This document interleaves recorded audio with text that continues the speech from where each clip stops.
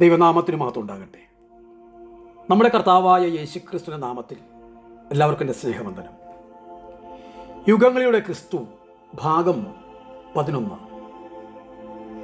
പ്രകൃതിയുടെ സാക്ഷ്യത്തെ കൂടാതെ തിരുവഴുത്തുള്ള സാക്ഷ്യവും ദൈവാസ്തിക്യത്തെക്കുറിച്ച് നമ്മോട് പറയുന്നു.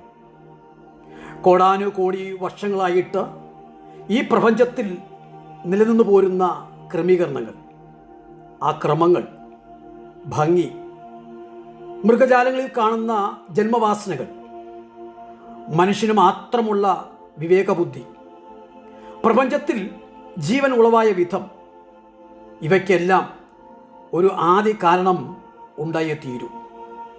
ഇതിനുള്ള തൃപ്തികരമായ ഒരു മറുപടിയാണ് ദൈവം.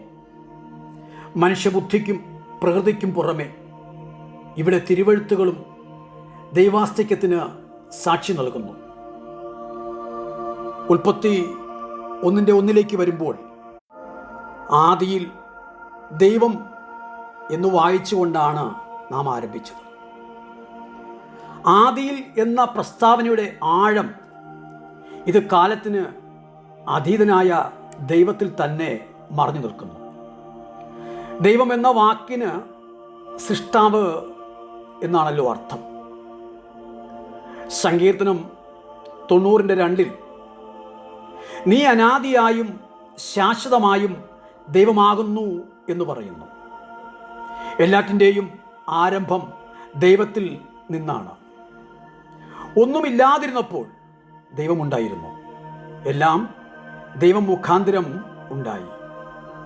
ദൈവം എല്ലാം അതിൻ്റെ പൂർണ്ണതയിലേക്ക് നയിച്ചു.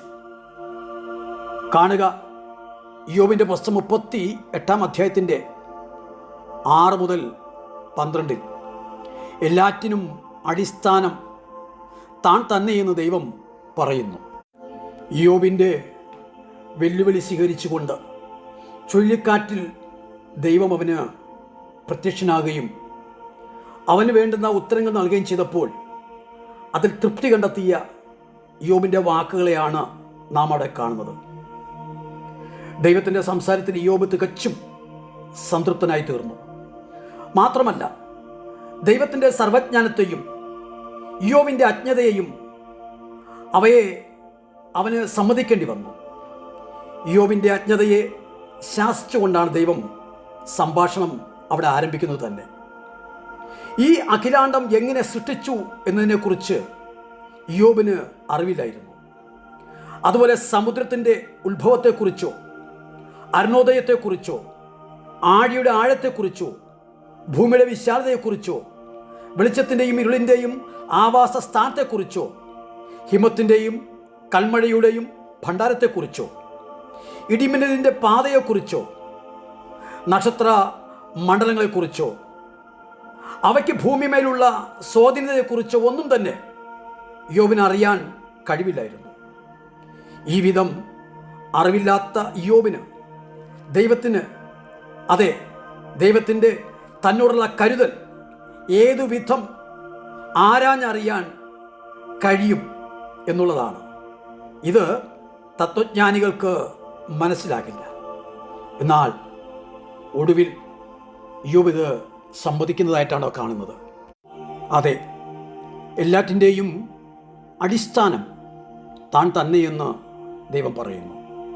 കൂടാതെ സങ്കീർത്തനം 33:6-9 വാക്യങ്ങൾ കൂടി നോക്കുക.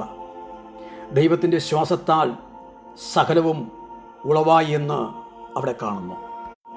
യഹോവയുടെ വചനത്താൽ ആകാശവും ഭൂമിയും ഉളവാക്കപ്പെട്ടു എന്നാണ് അത്രേ രേഖപ്പെടുത്തിയിരിക്കുന്നത്. അവൻ്റെ വായിലെ ശ്വാസത്താൽ അതിലെ സകല സൈന്യവും ഉളവായി എന്നും കാണുന്നു. അവൻ അരുളി ചെയ്തു, അങ്ങനെ സംഭവിച്ചു. അവൻ കൽപ്പിച്ചു, അങ്ങനെ സ്ഥാപിതമായി.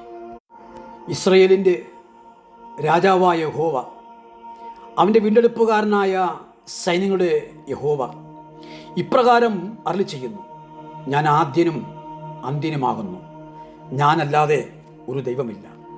യെശയ്യാവ് 44:6 രേഖപ്പെടുത്തി കാണുന്നു. തുടർന്ന് അടുത്ത ഭാഗത്തേക്ക് വരാം.